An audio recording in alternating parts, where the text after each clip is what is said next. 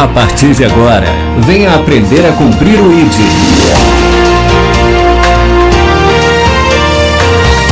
Está no ar, de segunda Jesus vive. Apresentação, Temer Saad. Fala, meus amigos, tudo certo ou não? Você já agradeceu hoje? Já agradeci, sem dúvida. Essa é uma pergunta que eu sempre faço nos meus vídeos, né, Helder? A gente tem muitos motivos para agradecer e às vezes a gente esquece disso.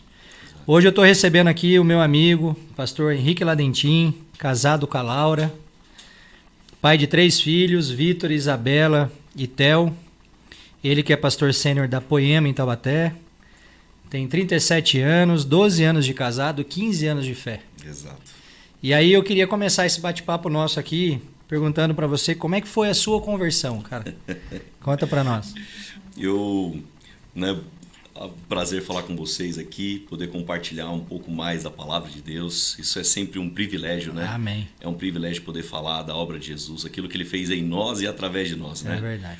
E acho que ao contrário de muita gente que tem aquele testemunho radical, que viveu extremos da vida, né? Eu sempre falo brincando que eu vim para Jesus de curioso. Uhum. Eu era amigo do Leandro, que é o meu pastor. Eu fui amigo dele por 8 anos. Ele me evangelizava, lançava uma semente. E eu tinha na minha cabeça, como eu não vivi nenhum extremo, eu nunca usei droga na minha vida, por exemplo. Nunca, nem experimentei, para você ter ideia. Nunca tive problema com alcoolismo, mas também não era santo, não era perfeito, não tinha uma vida, nada disso. Mas, aparentemente, numa régua racional, eu era uma pessoa correta. Então, eu imaginava que, para que eu preciso de Deus? Né? Então, o Leandro, que era o meu amigo, ele me evangelizava, eu pensava, eu jamais vou essas igrejas de crente aí, imagina, né? Crente é tudo chato. Crente é tudo chato, eu imaginava todo aquele formato, então, que tinha todo mundo usar terno e as mulheres tinham que usar vestido até o pé, eu tinha essa mentalidade, né, que era. Então, o Leandro me evangelizou durante 8 anos e eu falo brincando que um dia eu fui de curioso, né? Eu falei, vou... Então vocês eram amigos saíam juntos. Sim, amigos. E daí um dia eu fui de curioso. E curioso eu falo que eu fiquei até hoje, né? Então é lógico que no meio desse caminho conheci Jesus, conheci a verdade abriu os meus olhos, né? E eu pude ver que quantas coisas tinham para ser ajustadas em mim, né? Então, eu sempre ouvi às vezes algum testemunho, cara, eu vivi isso. Você mesmo vê as segundas-feiras extremos, pessoas que, poxa, tinham uma coisa, de repente foram para a rua, de repente perderam família. Sim. E eu não tinha um testemunho como esse, mas eu não conhecia. Eu não conhecia Jesus, não conhecia a verdade. Eu era alguém morto para as coisas espirituais. Sim. Eu não tinha apetite pelas coisas espirituais. Eu realmente estava morto, né? Mas conhecer Jesus, eu vi realmente o poder que é se tornar amigo de Deus, se tornar filho de Deus. Isso foi em 2009? Isso foi em 2009. E você se batizou quando? Eu me batizei em 2009 mesmo, no final de 2009, no mesmo ano. O Leandro, que foi o meu amigo, né, meu discipulador, me batizou, fez meu casamento, né, e ali eu realmente encontrei Jesus e continuo encontrando até hoje, né? Tem sempre uma experiência nova. E a Poema foi a sua primeira igreja? Foi a primeira igreja, conheci Jesus na Poema. Ela começou em 2007, a Poema, na casa do Leandro. E à medida que ela, na sala ali deles, né, do Leandro e da Érica, depois cresceu, foi pro salão do Leandro. Daí eu comecei a ir na época do salão. E como eu sou formado em Direito, quando eu cheguei na igreja, a igreja não tinha documentação, já comecei a me envolver com ela, fiz a parte de estatuto, abri CNPJ, tudo registrado, já comecei a me envolver com essa parte. E eu falo brincando, primeiro culto, quando eu cheguei, Temer, eu olhei assim as pessoas, o culto era domingo, né? Então domingo, o que é domingo para o brasileiro? Domingo é dia de futebol. Sim. Né? Então tinha o culto, assim, eu falava, nossa... O culto começava acho que 6 horas, eu não lembro agora de cabeça. Eu falava, puxa, acaba o jogo, você tem que correr para estar na igreja. Era meio que incompreensível para mim isso, né? E às vezes eu chegava para as pessoas e falava assim, tinha um irmão que era o Mesaman, ele cuidava o Mesaman porque ele cuidava da mesa de som e cuidava de todos os detalhes. O apelido dele ficou Mesaman. E ele chegava muito cedo para arrumar as cadeiras, para arrumar o som. E eu falava, cara... Você chega, que hora você chega? Você não tem domingo, você não assiste nenhum joguinho e tal. Ele, não, cara, preciso chegar aqui cedo para arrumar tudo. Eu falei, você tá louco? Eu pensei assim, nossa, esses crentes não é normal, não. Daí, quando eu tava no final do primeiro culto, eu pensei assim, puxa, mas acho que se eu chegar mais cedo no outro domingo e ajudar ele, talvez ele não precisa chegar mais tão cedo. Então, no segundo culto que eu fui, eu já comecei a chegar mais cedo e depois disso...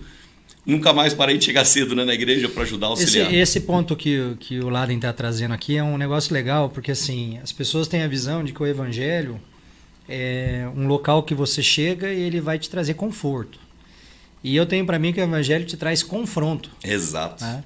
Exato. Você começa a ser confrontado no seu egoísmo e você começa, pelo exemplo de Jesus, perceber como que você precisa fazer para o outro.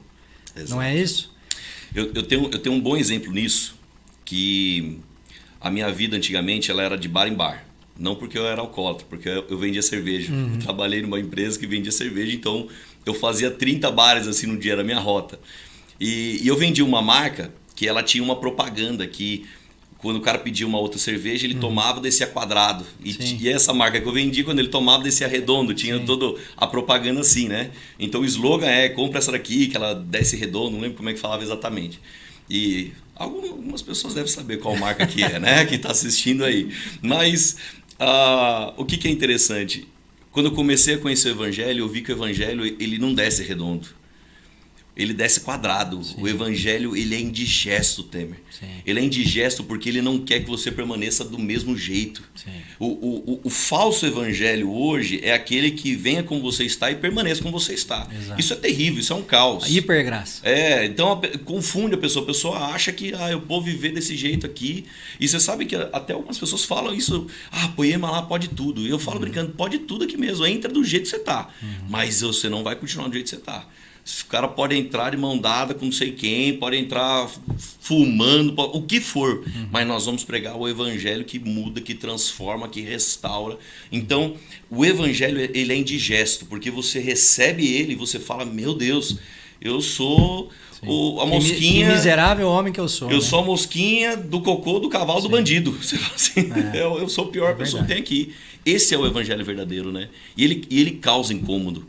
Né? Se você sai de lá pensando, nossa, eu sou o Ultra Mega Master Blaster, eu sou a última bolacha do pacotinho de Jesus, né? É a teologia coach hoje, né? Sim. Você, e por você e para você são todas as coisas. Não, meu irmão, não é. E isso que faz o evangelho descer quadrado. Você sai do culto, você fala, puxa, eu preciso mudar mais. O quão imperfeito ainda eu sou, quantas falhas eu ainda tenho, né? Eu queria contar para quem está nos assistindo aí como é que eu te conheci. Sim. Para quem não sabe, né, a gente tem eu lidero um ministério de rua, se é que eu posso chamar assim, que é um trabalho que nós fazemos de evangelismo nas praças, né, especificamente na praça ali da Rodoviária Velha por enquanto. Eu digo por enquanto porque a gente já tem a direção de ter uma segunda praça e fazer em 2 locais ao mesmo tempo. Incrível. E eu recebi uma direção de Deus de, primeiro, não chamar ninguém para participar, ele ia enviar as pessoas, não me preocupar com os recursos que ele mandaria a todos eles, né? E quando a gente estava, acho que na 3ª ou 4ª reunião, eu não me lembro bem, no final da reunião, ajoelhou uma pessoa lá nos meus pés e falou assim, pastor. E eu falei, cara, 2 coisas, eu não sou pastor e eu não tenho isso que você precisa. Que era, ele estava me pedindo um tratamento de dependência química. Foi logo na segunda vez, né? Foi. No segundo reunião que você estava foi fazendo. logo foi no começo, princípio, né? logo no princípio. Agora a gente já vai para 5 meses e meio lá.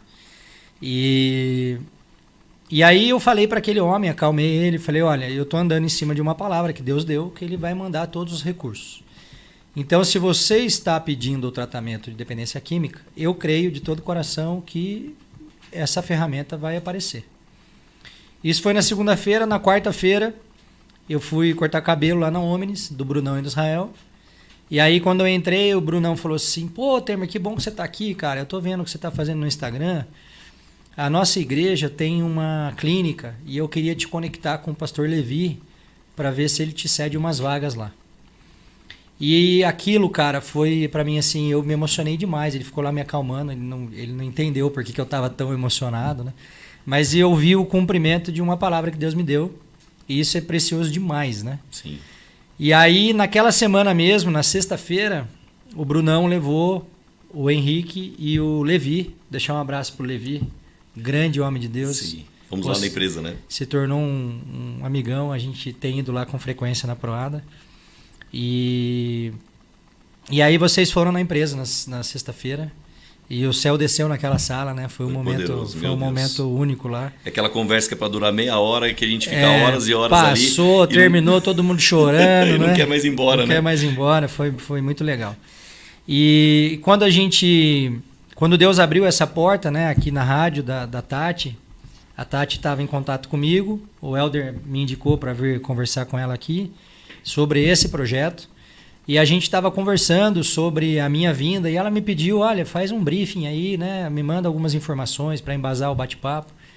E aí eu mandei, uns 2 dias depois, ela me mandou um áudio dizendo que ela estava orando e o Espírito disse a ela que precisaria dar um espaço na rádio para que a gente tivesse um espaço para divulgar esse movimento, para que isso acelerasse os resultados do que Deus quer fazer.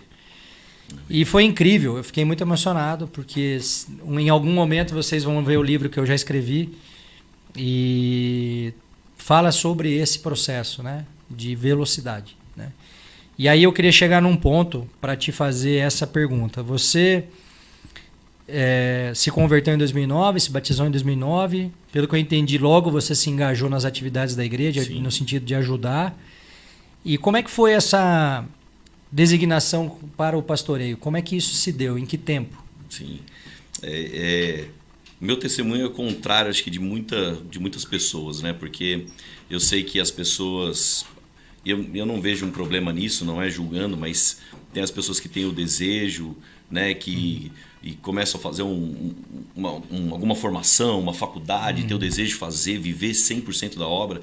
E o meu caso era completamente contrário, né? Eu formado na minha faculdade de Direito, que sempre foi meu sonho, eu era concursado público, estava estudando para um outro concurso, então desde criança meu foco era ser delegado de polícia, então sempre foquei isso, que já veio na profissão da minha família de muitos anos, meu pai, então era o meu alvo, sem dúvida nenhuma, né? Então comecei a conhecer Jesus de curioso, e até um dia que eu já trabalhava na área da segurança pública, um dia, 2012, né, eu estava em um culto, então era uma conferência na verdade, o Leandro começou a orar para algumas pessoas, e Deus deu uma direção muito clara para ele, né? Que falou assim, você vai consagrar o Henrique e a Laura, minha esposa, a pastores. E assim, eu jamais esperava isso, porque o Leandro, meu amigo, não o Leandro, meu pastor, ele jamais faria isso comigo. Porque ele sabe que eu não tinha o desejo, não pedia, eu não subia no púlpito para fazer oração, para fazer oferta, para pregar, nada, nunca tinha feito nada. Então, como que alguém consagra o outro a pastor, sendo que ele não faz nada no púlpito? Então, eu imagino a igreja também pensando isso. Então, para você ter ideia, eu tava armado, eu tinha saído fui consagrado pastor com uma pistola na cintura, que eu tinha tinha feito meu plantão, saí e fui para a igreja, uma conferência. Então, assim, não esperava que nada... Nessa época você era investigador de polícia? Eu era agente. Então, não esperava que nada disso acontecesse. Então, de repente, eu estou num culto, acontece aquilo e teve um mover de Deus, né, incrível, assim. Mas, quando passou o mover de Deus, começou a cair minha ficha. Eu falei assim, e agora? Vida, Deus, por que o Senhor fez isso comigo? Era como se eu falasse para você, Temer, Deus está falando que você vai ser astronauta. Você vai falar assim, puxa, astronauta, cara, eu nem pensei, nem passou pela minha cabeça. Só que ao mesmo tempo que eu estou falando isso, eu era especialista nos bastidores, eu fazia tudo na igreja, eu abria a igreja, fechava a igreja, cuidava da luz, eu instalava os ventiladores da igreja, eu fazia a manutenção da igreja, eu fazia tudo que você imaginar, eu só não subia no púlpito. Então, púlpito eu falava para todo mundo, eu não quero. Às vezes o Leandro falava assim, ô Henrique, você podia fechar o culto hoje? Eu falei, não vou. Teve um dia que ele me chamou para orar, eu fui embora. Pra você ter ideia, eu fugi assim, ó. Não era feito o microfone. E o Leandro falava assim, ué, cadê o Henrique? Os caras, acho que foi embora. Eu falei, então tá bom, vou orar aqui para encerrar. Então, assim, eu nunca pedi para ser, eu nunca busquei isso. Mas eu também não sou tolo, porque eu conheci um Senhor que me mostrou que ele tinha um plano mais alto. Né? E eu acho que essa é a loucura do Evangelho. Ele falou assim, olha, você pode ter bons planos, você pode ter boas ideias, mas eu tenho um plano maior para você.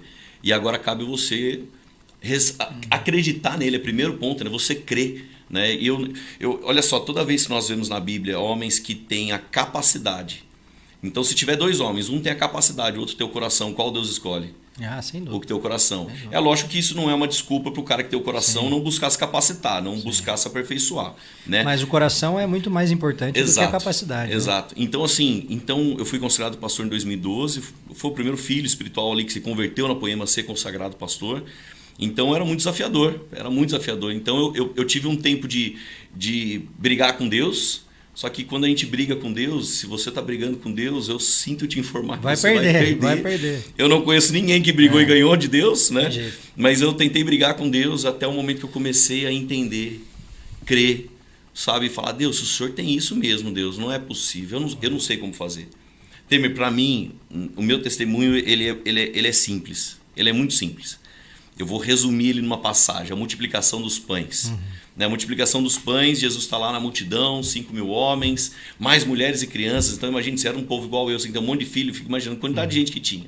Então Jesus fala assim, onde arrumaremos alimento para essa multidão? Daí já chega um dos discípulos, se não me engano foi Felipe, ele fala assim, Senhor, nem com 200 denários. Eu acho que é essa quantidade, eu também não sei exatamente a quantidade que ele fala agora. Mas não sei nem com quantos denários aí nós vamos conseguir arrumar alimento para todo mundo, comprar comida para todo mundo. Jesus não perguntou o preço. Sim. Eu era esse discípulo que falaria, olha Jesus, vai precisar de tanto dinheiro. Tesoureiro da igreja na época, eu falaria, olha, precisa de tanto para comprar aqui. Mas Jesus não perguntou o preço, ele falou, aonde arrumaremos? Então a Bíblia diz que chega um jovem, então ele dá 5 pães e 2 peixinhos. E olha só que poderoso, esse para mim é o resumo do testemunho da minha vida. Temer, eu acredito que tinha alguém ali que tinha alimento. O povo era viajante, alguém devia ter um saco de bisnaguinha dentro da bolsa. Só que alguém olha e fala, puxa, o que eu tenho não é suficiente. Como é que eu vou pegar minha bisnaguinha? É vergonhoso, eu não vou fazer isso.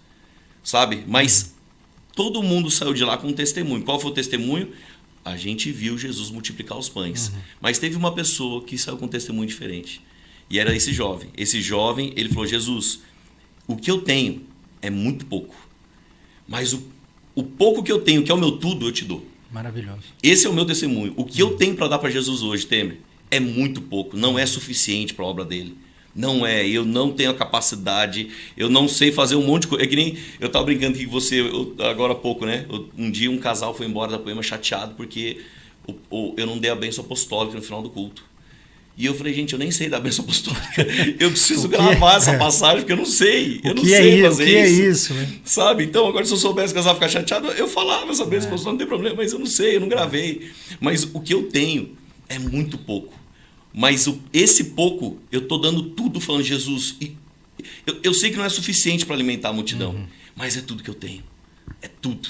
Então, o que Jesus faz com tudo que a gente dá? É tudo que você tem, filho? É tudo que eu tenho. Então, ele pega. E agora eu pego o gancho do início da sua mensagem, né? Se a gente foi grato hoje, se a gente agradeceu. A curiosa mania de Jesus, tudo que chega na mão dele, o que ele faz? Ele dá graças e parte. Então, quando eu entendi, falei, Senhor, eu não quero ser pastor, eu não sei ser pastor, eu não estudei para ser pastor, eu nem sei fazer o que o pastor faz. Mas, Senhor, tudo que eu tenho está aqui. É isso mesmo, Henrique, é isso mesmo. Então, eu imagino Jesus pegando assim, Pai, obrigado pela vida do Henrique. E eu vou começar a partir agora ele. E esse partir, quando ele parte, ele multiplica. Então, se todo mundo volta com testemunho, qual foi? Eu vi Jesus multiplicar os pães. Um jovem voltou com testemunho. Eu vi o que Jesus fez com o pouquinho que eu dei na mão dele. Cara, você foi num ponto aí maravilhoso, que é algo que eu acho que é uma antítese de Adão, né? Porque Adão, ele comeu e depois ele quis dividir. E Jesus, ele faz exatamente o contrário, né? Ele divide e depois come. Exato. E eu acho que essa é a diferença entre o homem natural e o homem espiritual. Guardadas as devidas proporções, o que você está falando, no início desse nosso movimento de rua, eu passei. Porque, num primeiro momento, para mim foi um desafio liderar um grupo de estudo bíblico. E nós ficamos 2 anos estudando a Bíblia e eu tinha que liderar esse grupo. Mais de 20 pessoas, e muitas perguntas sem respostas, porque aprendendo junto com a galera ali, estudando, lendo, às vezes surgia uma dúvida, ninguém sabia responder do grupo, nem eu. Vamos pesquisar, vamos trazer, vamos conversar com o pastor A, pastor B, e eu tive muito apoio lá da comunidade no sentido de ter um material de apoio, de leitura e tudo mais. Mas ali não está todas as possibilidades das perguntas. Você sabe que um grupo com muita gente tem perguntas variadas, né? E a gente sendo muito transparente em dizer não sei, né? Não sei te responder isso, vamos pesquisar, vamos trazer e tudo mais. E aí quando Deus deu a direção de ir para a rua com esse movimento e a gente iniciou todo esse processo, eu falei, cara, eu não estou preparado para isso. Porque... se num ambiente controlado de pessoas praticamente iguais, do mesmo nível social, mesmo nível aquisitivo, pessoas educadas, polidas, né, na grande maioria. A gente já tem uma certa dificuldade de tocar isso. Imagina na rua, que é um ambiente aberto, você está suscetível a uma série de coisas, como tem acontecido, né? Mas aí entra algo que eu acho precioso também, a Bíblia traz em várias passagens, que é o poder da obediência. Quando eu decidi obedecer aquilo que o Senhor estava mandando fazer, eu estava provavelmente no meu pior momento aí, empresarialmente falando, de desafios e uma série de questões internas. E eu falei, Senhor, eu não posso fazer isso agora. Porque eu já sei que isso vai demandar tempo e eu preciso resolver isso. E a palavra dele foi, faça o que eu estou mandando você fazer, que do resto eu vou cuidar. E, cara, tem sido assim. É sempre assim, né? Eu estava conversando com um amigo essa semana e eu falei, cara, qual que é o versículo da Bíblia que é assim, aquele versículo que para você mudou tudo, né? E para mim é Filipenses 4:6. É você alcançar esse lugar da paz que excede todo entendimento, porque você sabe que Jesus está no comando desse negócio, né? Isso é libertador ao extremo. Exato. Porque aí você tira qualquer responsabilidade das suas costas. Óbvio que tirar a responsabilidade não significa tirar o zelo, né? Tem que ter zelo, é o que você falou, estudar, ler. Eu acho que eu nunca estudei, nunca li tanto na minha vida igual eu tenho feito. Todo desafio nos leva, né, a um nível de busca, um nível de entrega maior. Eu acho fantástico isso, né? Porque assim, ó, eu tenho um exemplo, eu falei, eu fiquei refletindo muito, isso gravou muito, né, para mim, porque a minha avó já falecida, ela era cega, né? Só que a minha avó era uma cega que ela fazia tudo, assim, ela assustava às vezes, ela fazia os crochês dela, ela pedia para eu separar os novelhos, as cores, e ela fazia uma colcha cheia de cores, mas as cores não se misturavam, era perfeito. E às vezes eu falava, acho que ela não é cega nada, ela cozinhava, e eu era criança tentada, faz bagunça, às vezes eu ficava na frente dela fazendo umas caretas assim, ela, quem tá na minha frente? Eu falei, sou eu, vó, não tá vendo? Ela, não, ela era cega mesmo, mas por ela fazer tantas coisas, às vezes a gente esquecia que ela era cega, porque ela tinha uma vida normal, tudo bem. Agora, uma coisa fazia a gente lembrar que ela era cega quando a gente mudava um móvel de lugar. Quando a gente mudava um móvel de lugar em casa e não falava para ela tropeçava no móvel, chutava, falava, quem colocou essa cadeira aqui? Quem mexeu? E por que eu estou dando esse exemplo? Porque se você acorda à noite, você acordou de noite, você vai no banheiro, você não acende a luz. Você está na sua casa, você conhece onde as coisas estão. Então você não precisa de luz para você andar. Você sabe exatamente como as coisas funcionam, onde está cada coisa. E sabe o que Deus faz com a gente? Quando a gente entra nesse lugar que a gente sabe onde tudo está, quase que a gente não precisa mais da luz dele. A gente consegue andar no meio eclesiástico, a gente consegue andar no meio das igrejas, no meio dos irmãos. A gente entra num lugar que a gente conhece tudo e todos e tudo como funciona. Daí sabe o que Deus faz? Deus faz exatamente o que aconteceu com a minha avó, que era cega. Ele começa a mudar os móveis de lugar. Quando ele muda as coisas de lugar, aí você começa a tropeçar, você fala assim, meu Deus, eu preciso de luz aqui. Senhor, mostra para mim, Senhor. Sabe, a hora que a gente volta a lembrar que a gente é crente. Porque no meio da jornada, a gente pode ficar tão acostumado que a gente nem ora mais. Ah, Deus, eu sei fazer isso. Sim. Eu sei fazer aquilo. Mas sabe o que eu amo, Temer? Eu amo quando eu ia ministrar um GC, que é o nosso grupo. Nós temos as células espalhadas em Taubaté, né, em cada poema onde tem. E às vezes eu chegava no GC, eu olhava, tinha um irmão lá que, poxa, o que eu tinha de idade, ele tinha de crente. Eu falava, meu Deus, Senhor, o que eu vou ensinar para esse cara? Eu lembro uma vez que eu fui ministrar um GC e eu falei assim pro meu líder, eu falei, eu não consegui ouvir a pregação, será que você ministra no meu lugar, por favor? Ele falou, não, cara, é fácil, é sobre José. Eu falei, José é casado com Maria? Não, José do Egito. Eu falei, tem outro José na Bíblia? Eu falei, meu Deus do céu, cara. Ele falou, cara, vai ler a Bíblia, poxa. E assim, e eu lembro que eu chegava no GC desesperado. Eu falava, Jesus, só tem uma opção, Jesus. Ou o senhor vem, ou o senhor vem. Não tem outra opção. Então, o que é isso? O incrível é que ele vem, né? E é o coração que nós temos que ter até hoje. Então, você vai lá ministrar segunda-feira, você vai compartilhar uma palavra de Deus, você vai partir o pão. É isso que você vai fazer, você vai partir o pão com as pessoas. Então o que você vai fazer? Jesus, não tem outra opção. Ou o senhor vem, ou o senhor vem. Não é minha expertise, não é minha bagagem, não é o que eu sei, não é o que eu preparei, mas ou o senhor vem aqui, ou nada que nós estamos fazendo tem sentido. E eu não sei com você, mas assim, comigo acontece com certa frequência, né? Foi até uma conversa que eu tive com o Luiz Hermínio, e ele falou para mim assim, Temer, como é que você faz as suas ministrações lá na praça? Eu falei, eu vou com algo na cabeça e lá na hora eu vou desenvolvendo. Ele falou, não, cara, tá errado. Você precisa utilizar a praça como um laboratório, porque não existe nenhuma diferença entre você pregar a palavra de Deus na praça e em grandes congressos, em grandes conferências. Então você precisa usar a praça como um laboratório para forjar algo em você que Deus quer fazer. E você já sabe, porque Deus já te revelou. E aí eu comecei a preparar essas palavras. Eu não dou conta de pregar a quantidade de palavras que eu tenho montada. E é óbvio que não é porque eu tenho montada que eu vou usar as que já estão montadas, né? Porque muitas vezes Deus fala comigo de uma palavra específica que eu ainda não tenho nada escrito e aí eu vou escrever, como é o caso de hoje, né? Escrevi antes de você chegar. Mas eu queria saber, dentro desse mover de Deus que você comentou, de tudo isso que aconteceu, porque se a gente olhar do ponto de vista cronológico, é meio loucura, né? Você se converteu em 2009, pastor em 2012, muito rápido, tudo muito rápido. E a gente que acompanha de fora, mesmo não congregando lá, né? A gente acompanha, a Poema vem com um crescimento muito grande. Nós estamos falando de mais de 10 igrejas. Sim. É isso? São 15 igrejas? Já são 15. Eu acho que da última vez que eu tinha visto eram 13, Sim, se eu não me engano. 15 igrejas. 15. E como que isso está acontecendo, cara? Assim, lógico, a gente sabe, tem a mão de Deus nisso, mas existe uma estratégia por trás disso? Existe uma visão de igreja? Como que é? Isso é a coisa mais louca que tem, assim, né? No sentido que alguns pastores, eles perguntam pra gente como que vocês olham a cidade, vocês observam, e eu posso falar para você que nesses 15 anos, Temer, nós nunca tivemos uma reunião para falar assim, onde vamos abrir a próxima igreja, uma coisa, nunca. Nós falamos que nós não abrimos igreja, a igreja nasce. Então o que é a igreja nascer? Por exemplo, vou dar um exemplo, tem vários GCs hoje, grupos espalhados, né?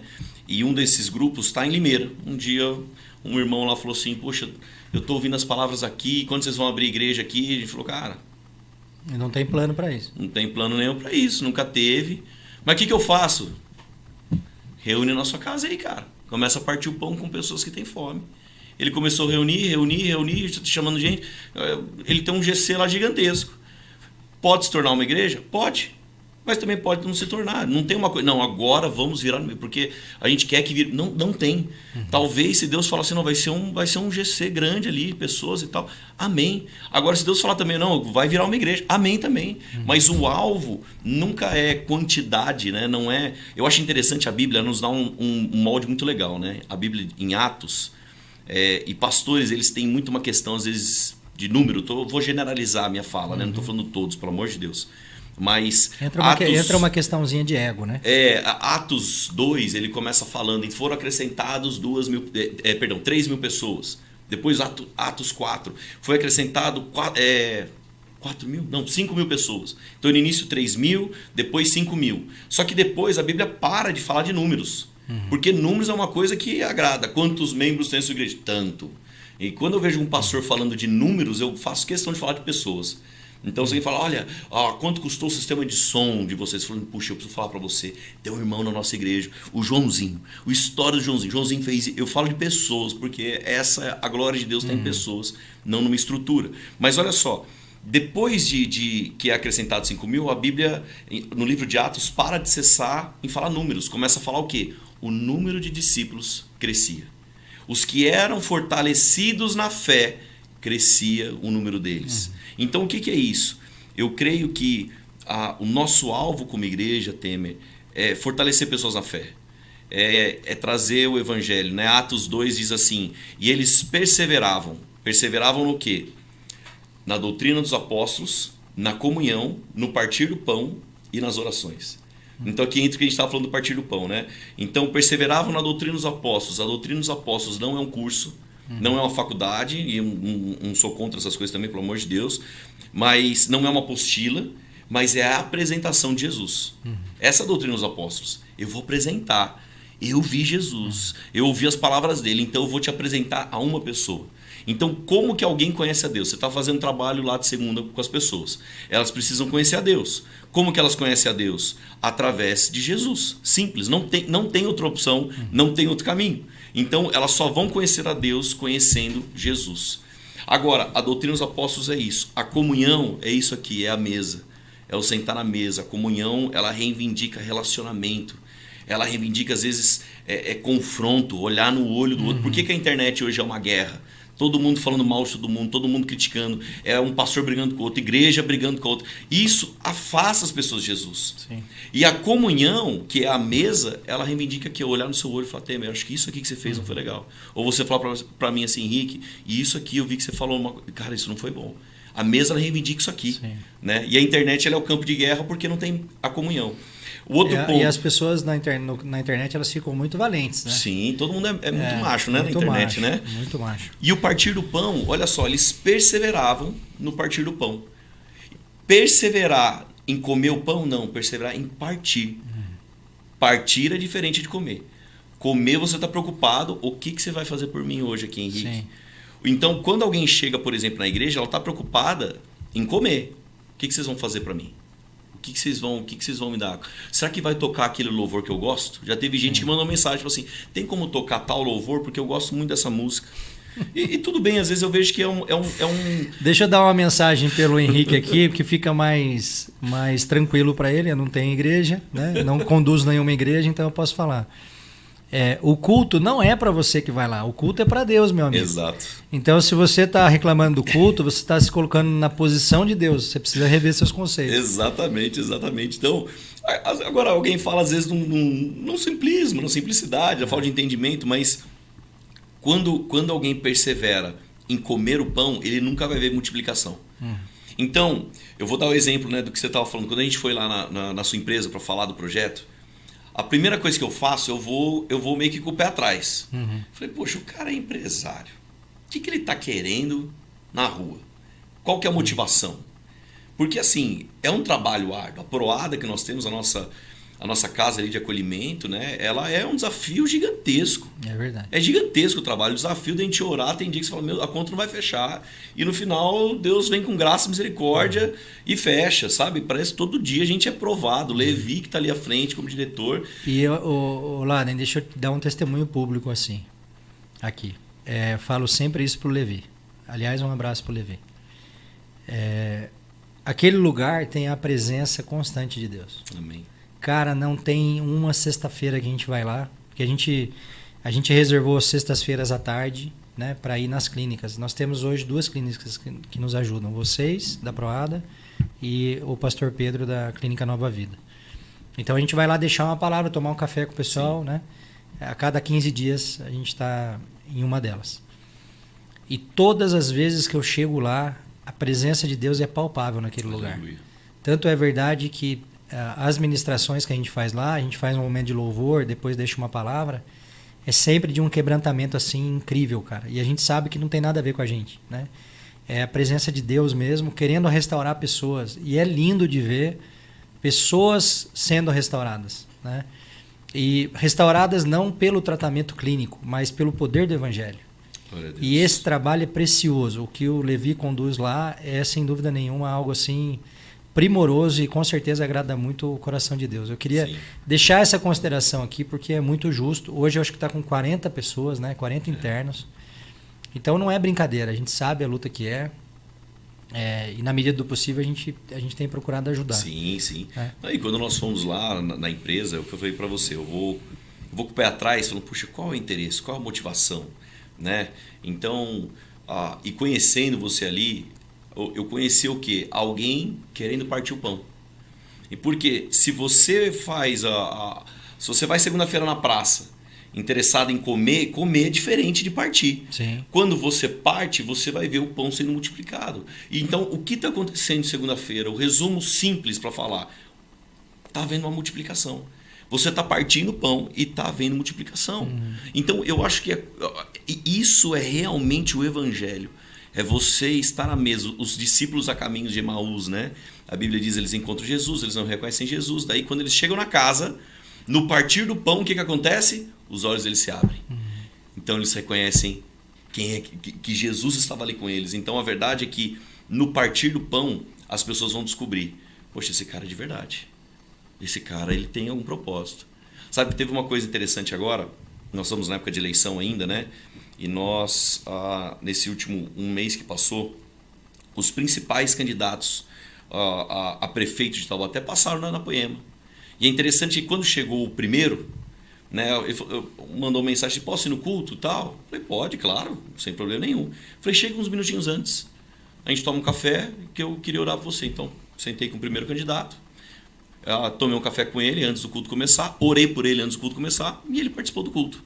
Daí, os irmãos que viram aquilo, tipo assim, candidato, Poema misturou política, e só para você entender onde eu quero chegar, né?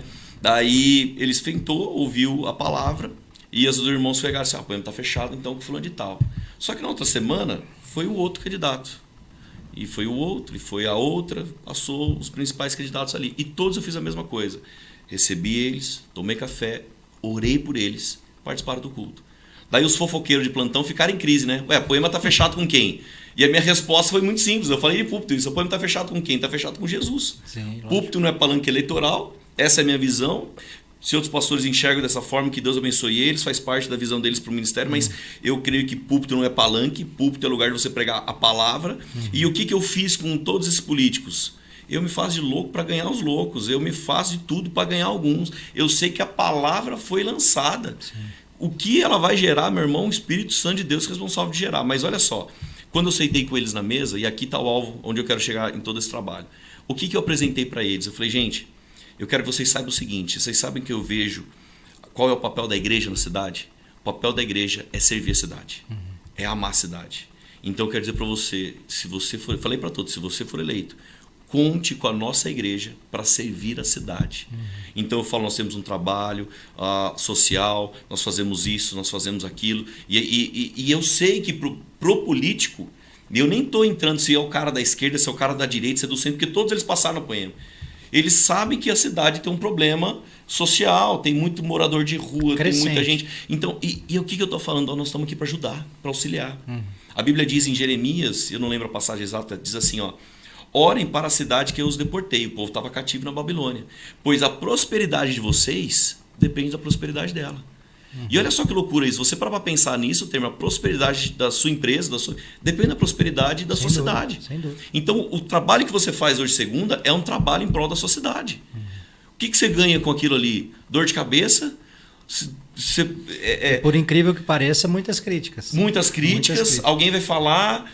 Eu não sei se já aconteceu, mas daqui a pouco aparece algum político para querer falar que, olha, esse trabalho aqui, tal. E essas coisas vão acontecer. Agora, sabe qual é o seu alvo?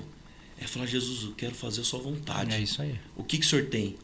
Uma vez eu vi uma frase, na verdade foi um Twitter, uma pessoa assim conhecida postou uma frase, diz assim, o combustível de um líder é a resposta dos seus liderados.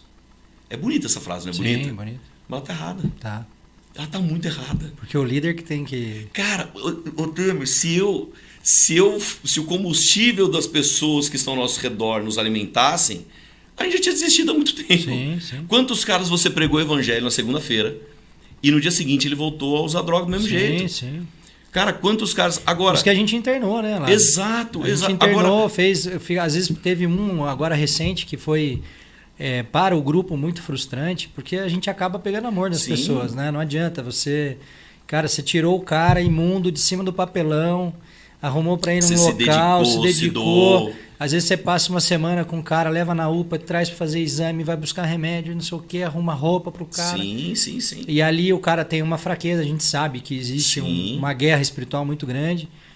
E aí o cara abandona o tratamento. Então, assim, é realmente frustrante. E daí mas, ao mesmo tempo, vai fazer? Você vai parar porque um não respondeu? De jeito nenhum. Né? E a questão é, e o que respondeu? Exato.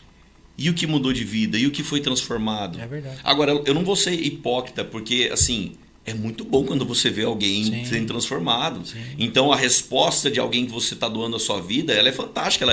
Ela nos deixa felizes, mas ela não é o nosso combustível. Imagine se fosse nosso combustível. Um dia Jesus está lá e daí chega Pedro e fala, Jesus, o povo está indo embora, Jesus. As suas palavras são muito duras. Está descendo quadrado, Jesus não está descendo redondo aqui para as pessoas. O que Jesus responde? Você quer ir com eles? Acaso querem ir com eles? Pode ir. Aí Pedro já fala, Jesus, para onde nós iremos? Se só tu tens palavras de vida eterna. Não tem plano B, não tem segunda opção. Agora, se Jesus fosse movido pela resposta das pessoas, ele tinha parado o ministério dele, meu Deus do céu. Agora, o que movia ele? Movia ele o propósito, movia ele o que o pai falou que ele ia fazer. Então, o que aliviava ele de toda a pressão era o propósito.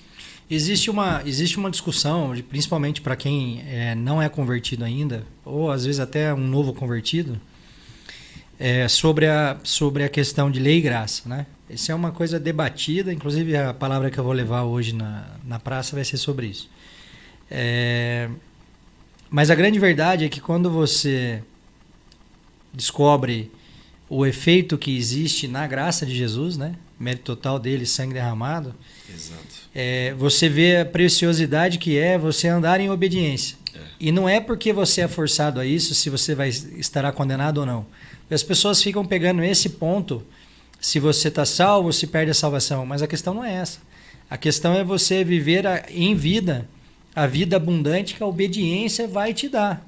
Exato. E eu te falo, Laden, assim, sem nenhum tipo de hipocrisia, cara. Eu tenho muito mais prazer na minha atividade para o reino de Deus do que em qualquer outra atividade.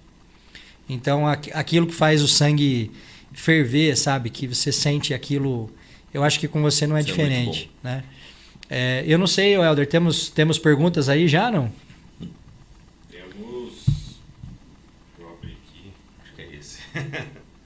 Johnny Smart Word mandou aqui: Pastor, todos os sinais e iniquidades apontam para o retorno de Cristo. O que o pastor tem a dizer a essa realidade? Eu creio, tem muitos sinais acontecendo. Não dá para ser preciso, né, no dia, mas eu creio que está muito perto, né, a vinda de Jesus. E o que isso gera em mim, acho que essa é a melhor pergunta, né? Porque as pessoas, é interessante que as pessoas perguntavam para Jesus: quando? Como? Onde? E Jesus nunca responde a pergunta delas, já percebeu? Não. Ele responde apontando para o reino, né? Sim. Apontando para o propósito de Deus. Então, eu creio que realmente está muito próximo, e isso faz com que o meu coração se encha de temor e me faça eu fazer a pergunta para mim mesmo. Eu tenho feito o que Deus quer que eu faça? Eu tenho cumprido? Porque tem gente esperando alguma circunstância perfeita para começar a fazer, né? Tem uma passagem em Eclesiastes, se eu não me engano, Eclesiastes 11, que diz assim: aquele que olha o vento não plantará, aquele que olha as chuvas não colherá. Aquele que espera uma circunstância perfeita para fazer algo, jamais vai fazer. Se você esperar essa circunstância perfeita para começar o trabalho de segunda, você não teria começado até agora. Jamais. Né? Agora, quando você entende a direção de Deus, fala: opa, peraí, tá muito perto. Sabe? Eu vi uma entrevista do ator que faz o Jesus, um The Chosen, eu não lembro o nome do ator. E a entrevistadora pergunta assim: se você pudesse fazer uma pergunta para Deus, qual você faria? Você encontrar Jesus, qual pergunta você faria para Jesus hoje? Ele fala assim: como que eu me saí, Jesus? Nossa, essa pergunta assim, você fica refletindo, porque você traz para você, né? É importante dizer para quem está assistindo, nem todo mundo sabe disso, né? Todos nós seremos cobrados sobre o que nós fizemos para Jesus em vida. Não só as pessoas que estão à frente de ministério. E as pessoas não entendem isso. Porque todo o tempo e recurso que ele colocou na sua mão tem um fim específico. Exato. Né? Que é para ser utilizado para o reino. E as pessoas não entendem isso. Então, não adianta só você cobrar do seu pastor, não. Você tem que fazer pelo reino também. Não dá para terceirizar, né? Não dá para terceirizar a responsabilidade. Gostei da pergunta, Johnny. Tem mais alguma aí, Helder? Temos alguns recados aqui também. A Carla Melo mandou a paz. Leandro Reis aqui: esse é o meu pastor. Deus abençoe, meu amigo. É isso. Legal. Sabe que você falou algo, né, Temer? Todos nós temos, indiscutível. Isso acho que é válido fazer um vídeo só sobre isso, né? Fazer uma gravação só sobre isso. Que é o Ministério da Reconciliação. Ele nos deu o Ministério da Reconciliação. Todos nós temos. Né? Um dia que Jesus nos reconcilia com o seu Pai, né? Ele quebra um muro de inimizade que havia e faz com que agora a gente volte a desfrutar de um relacionamento com Ele. Né? Nós recebemos o Ministério da Reconciliação. Nós recebemos. Então nós temos dentro de nós a palavra da reconciliação. E a pergunta é: o que você tem feito com essa palavra? Sabe? Então, alguns, eu vi o pastor Eros falando semana passada, muito sabiamente, semana passada não, retrasada, né? Muito sabiamente em relação à questão das porções, né? Então Deus te deu uma porção, vai lá e faz isso. E a verdade é que a minha porção, ela soma com a sua e a sua, com de cada um, e nós vamos fazendo esse reino de Deus, né? Mas a questão é, a palavra da reconciliação, ela está dentro de todos nós. Sim. Tem lugar que eu nunca vou entrar para pregar o evangelho. Tem empresa, tem fábrica que eu nunca vou entrar para falar do evangelho, mas a quem está ouvindo vai. Né? Tem casa que as pessoas são resistentes de ouvir o evangelho, tem traumas, feridas. Mas se nós estamos lá, nós temos a palavra da reconciliação. Então hoje, todo lugar que eu estou, eu faço a pergunta: Deus, eu não estou aqui à toa. Eu não estou aqui ao acaso. Eu estou aqui por um propósito. Quem precisa hoje se reconciliar com Deus? Sabe? Eu tenho feito muita oração, e eu tenho vivido coisas incríveis, sabe? Testemunhos que, na minha limitação humana, no Henrique, lá de 2012, que não queria ser pastor, que não queria, sabe, nada disso, eu falo: meu Deus, Senhor, obrigado, porque eu não tinha ideia o que é ver tudo isso acontecer. Eu vou falar algo para você sem nenhum tipo de pretensão, mas tenta discernir no espírito. Eu vejo você longe daqui, cara. Eu vejo você voando longe, vejo você em outras nações. Eu não sei se você tem plano nesse sentido, se é algo que já está sendo conversado, mas eu assisto as suas pregações, tenho o privilégio de ter seu contato, então a gente conversa às vezes. Tenho visto de perto essa ideia de reino a partir desse trabalho que vocês fazem lá na clínica de reabilitação, porque eu vejo que é um trabalho, existe uma entrega de coração nisso, né? Converso muito com o Levi, a gente criou uma relação muito próxima em função de estar sempre lá, e a gente está sempre discutindo algumas coisas lá, e dificuldades e recursos e tudo mais. Mas é inegável que eu vejo você fora de uma igreja local, assim, né? Uma igreja... Como que é isso na sua cabeça, assim? Você já tem uma visão nesse sentido? Deus já te falou algo a respeito? Cara, você sabe, eu faço parte do presbitério da Poema, né? Então, eu com outros pastores, nós caminhamos e lideramos outras Poemas. Então, ontem mesmo eu estava na Poema de São José dos Campos, no sábado eu estava na Poema de Jacareí, na semana passada na de Mogi, na de Curitiba. Então, a gente vai andando bastante, né? Quer dizer, já está acontecendo mais ou menos isso que eu estou dizendo, sim, né? Sim, muita coisa. Você está saindo do aspecto da igreja local. Eu confesso, falando na minha forma de... Né, acho que na minha humanidade agora, né, tirando a parte espiritual. Eu amo demais essa igreja local que Deus tem feito aqui em Taubaté. Acho que eu sou o cara mais entusiasmado, mais apaixonado pela igreja, e talvez se aparecer alguém mais apaixonado do que eu vou falar: mano, tá aqui, ó, pode pegar, porque você vai se doar, você vai se dedicar mais do que eu, né? Mas hoje eu amo demais. Eu não sou de Taubaté, sou nascido e criado em São Paulo, mas já moro em Taubaté há alguns anos já. Né? Quando eu vim, um dos primeiros amigos que eu fiz foi o Leandro, né, inclusive. Mas eu não sei, eu amo essa cidade ao ponto que esse ano eu viajei bastante, estive em outros países, e de repente eu chego em Taubaté e falo: puxa, esse é o meu lugar. Então eu sei que isso está ligado ao propósito de Deus nessa estação. Né? Então o melhor lugar que a gente pode estar é onde Deus tem um propósito. A melhor igreja do mundo é aquela que Deus te colocou com um propósito, a melhor cidade do mundo é aquela que Deus tem um propósito. Então eu sei que essa estação hoje é isso. Amanhã eu realmente não sei o que vai acontecer. Não alimento, eu não sei se é uma coisa que Jesus resolveu tão claro assim em mim, porque eu gosto de ser programado, eu gosto de planejar, eu gosto... essa é minha natureza. Né? Eu estava compartilhando até com você hoje as melhores palavras que eu já pude ministrar, Deus me deu aos 47 segundos do tempo. Puxa, eu queria que receber a palavra com uns 2 meses de antecedência, né? Mas parece que o legal é quando você prepara algo e não fala nada do que você preparou. Isso né? É terrível, né? Acontece. Mas assim, eu posso falar para você, eu tenho desfrutado de um nível tão incrível, de tanta graça, de tanta misericórdia de Deus, que eu falo brincando assim, é como que se Deus desse para nós um barquinho em que a gente tem 2 remos, né? Um da oração e outro da ação. Então você vai lá, oração e ação, oração e ação. Então eu acho que a minha vida tem sido isso nos últimos tempos, oração e ação. Só que de repente, quando eu olho para trás, eu falei, gente, eu não remei tanto assim para chegar nesse lugar. Eu não fiz tanta força assim, eu não orei tanto para chegar, eu não fiz tanta ação para chegar. Daí eu encontro a graça. Aí eu encontro a graça e a misericórdia de Deus. Daí eu reconheço. Não fui eu, não é minha capacidade. sabe? É lógico que eu tive a minha parte de orar e agir, mas é graça de Deus, sabe, que tem conduzido e tem feito todas essas coisas. E é como eu disse, é um privilégio poder fazer a obra de Deus. E eu tenho convicção, Temer. Cara, eu acho que isso é uma coisa pesada para todo mundo que faz um trabalho. Você está fazendo um trabalho hoje, segunda-feira. Se você parar de fazer, Deus vai levantar outro para fazer. Sem dúvida. Deus vai levantar outro. Então, se algum dia o inimigo tentar, sabe, encher o nosso coração, olha, graças a você que isso tem acontecido. Não é. É graças a Ele, graças ao Senhor. Se você parar de fazer, Deus levanta outro. Sem dúvida. A obra dele não vai ficar parado porque você não respondeu, ele vai levantar outro. Mas eu queria que você marcasse a data de hoje, dia 14/10/2024, que quando isso acontecer, você fala assim, cara, o Temer me falou lá no podcast. Não sei se eu vou ligar para te xingar dele também, né? Puxa vida. Não tô querendo tirar você daqui não, mas eu acho que é algo inevitável que vai acontecer, porque eu vejo muito nesse perfil que você falou, e chama a atenção que você usou a expressão aí do Ministério da Reconciliação, né? Pessoas que têm atitudes de reconciliação, de mediação, pessoas que conseguem organizar melhor as ideias para escutar os dois lados, né? Bem o perfil do pastorzão mesmo. Sim.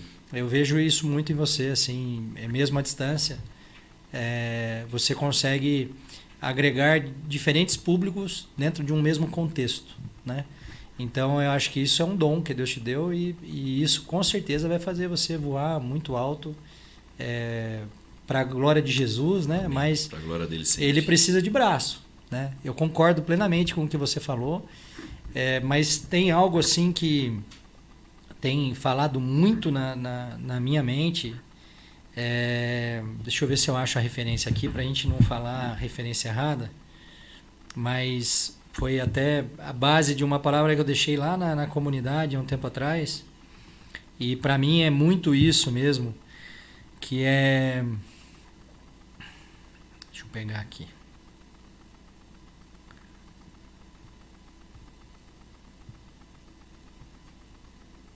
Tá aqui. 2 Timóteo 3:10, que diz assim, é um alerta de Paulo ao discípulo, um discípulo dele, né, que ele estava discipulando, que fala sobre como seriam os últimos dias. 2 Timóteo 3:1. Sabe, porém, isto, que nos últimos dias sobrevirão tempos trabalhosos, porque haverá homens amantes de si mesmos, avarentos, presunçosos, soberbos, blasfemos, desobedientes a pais e mães, ingratos, profanos, sem afeto natural, irreconciliáveis, caluniadores, intemperantes, cruéis, sem amor para com os bons, traidores, obstinados, orgulhosos, mais amigos dos deleites do que amigo de Deus, tendo aparência de piedade, mas negando a eficácia dela. Destes afasta-te. E aí na sequência, lá em 2 Timóteo 3:10, ele diz, tu, porém, tens seguido a minha doutrina, modo de viver, intenção, fé, longanimidade, amor, paciência. E aí ele continua, e aí ele termina lá no versículo 15, 2 Timóteo 3:15, que diz assim, e você que desde a tua meninice sabes as Sagradas Escrituras, que podem fazer-te sábio para a salvação pela fé que é em Cristo Jesus. Toda a Escritura é divinamente inspirada e proveitosa para ensinar, para repreender, para corrigir, para instruir em justiça, para que o homem de Deus seja perfeito e perfeitamente instruído para toda boa obra. Esse tu, porém, cara, eu acho que é o que faz todo sentido na caminhada do Evangelho, porque nós temos desafios, nós temos nossos interesses próprios, é natural, né? Principalmente quando você tem atividade secular, você é confrontado a todo momento, em diversas situações, de lembrar, cara, que o curso do mundo é um, mas tu, porém, tem que seguir outro curso. E isso, para mim, tem sido base da minha fé, no sentido de, independentemente da situação, por mais que ela não te traga bônus, e vai te trazer muito mais ônus, porque você pode acreditar ou não, cara. A partir do momento que eu decidi obedecer e a gente começou a fazer algo para o reino, as dificuldades em outras áreas aumentaram muito.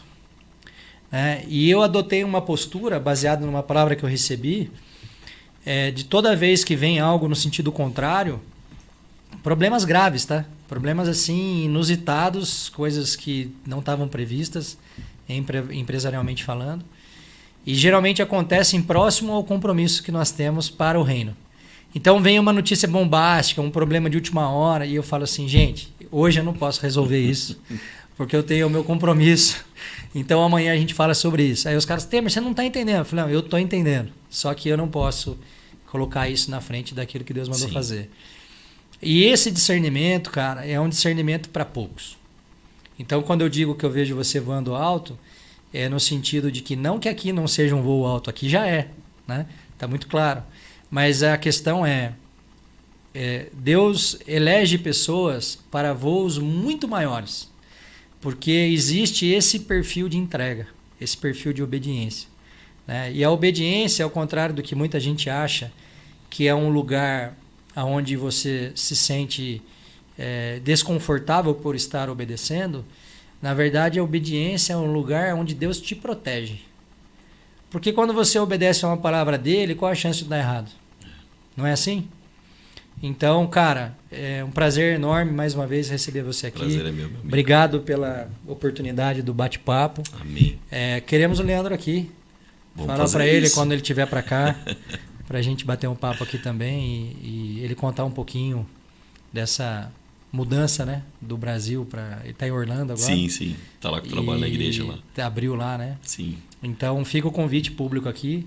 Vou trazer o Levi, eu acho que a gente tem que falar sobre... Muito legal. A gente tem que falar sobre esse projeto da Proada, que é sensacional, né? Inclusive, quem estiver ouvindo aí, quiser ajudar, o Pix da Proada é proadataubaté@gmail.com. Qualquer valor é bem-vindo, né? A obra lá é muito grande e crescente, né? É um trabalho que não para de crescer, felizmente. E Jesus seja louvado por isso. Amém, meu amigo. Obrigado mais uma vez. Obrigado, Deixa uma prazer. mensagem final para o pessoal que está assistindo. Amém. Que Deus abençoe muito você, que você seja um agente da reconciliação por onde você passar, carregando uma autoridade. A palavra diz que nós podemos entrar com ousadia, com plena certeza da fé na presença do nosso Senhor. Hebreus diz isso. Então que aonde você entrar, entre com ousadia, com a plena certeza da fé de quem está junto com você, para levar a palavra da reconciliação. Que Deus abençoe muito sua vida no nome de Jesus. Amém, amém. Valeu, pessoal. Um abraço.